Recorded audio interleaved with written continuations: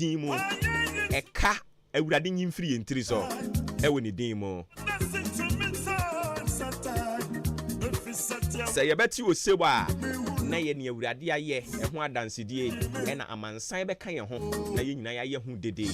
eno nti ma yenkoso a yemfo ya kwan anamuntuo emfa nhye ne nsa ne yenya gidie so obeka wakan obeye e de amaye ma adansedie abuso kama afumu.com wasumu.com adwumamu.com asoridohonomu.com ostorehonomu.com babiaobia.com anope wutie yen yeah that's it onyankopon nhira no nka ho no ntena nim nkyerɛw ene ye ntena free sabre kopem sa no pa no ndu bebo Maakye eno ni dwumade ni din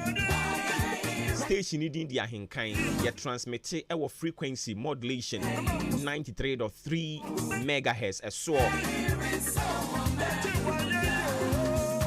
ewi omo bra nsem se be sia kone dem no men se bre ma men kofa ma na afi yamfa onyankopon asem emfa ntoa so o se men kan kyerɛ sa na pa ya me no ka se ya no ya de ewi mu enwunu kakra ewi mu enwunu nti mframa ya bo ni nyina no anu onwunu kakra nti ye ma na ekɔ school no moma yempe intade bia emu odu kakra mfa nhye wo mu mfa ngu wo mu school uniform ne so na emo won ho ban kakra sense o kyerɛ se ewi mu onwunu kakra sa wo mu kakra na mom ade a awia no beyi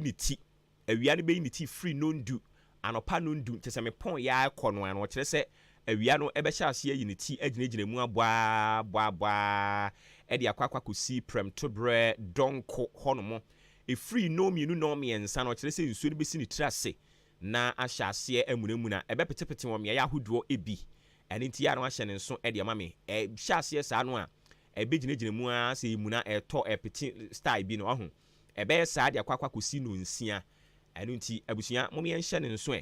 na yentumi entu ho anamon nti ewiem bobre nsem se de besia ko ne demu no efiti anopa ikosi anwumre anopa ye oseme kancho se ewiem enwunu kakra na emom free no ndubre mu ko na ewiade be ne ti ebeginegina mu aboa akwa kosi no mienu free no mienu ho no mo kro no o kire se ensuo no ebesan asini tirase amunemu na ewapua mantem ya yahodo kakra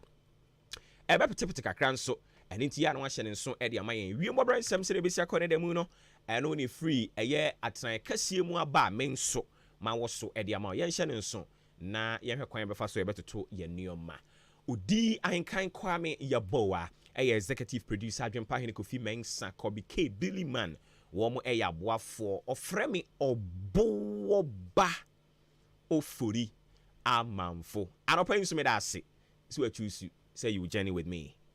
come with me, I've got exciting news for you. Enemy nanti Maakye Ghana adisiye oboba ofore amanfo emamo ate ediba ahenkan 93.3 FM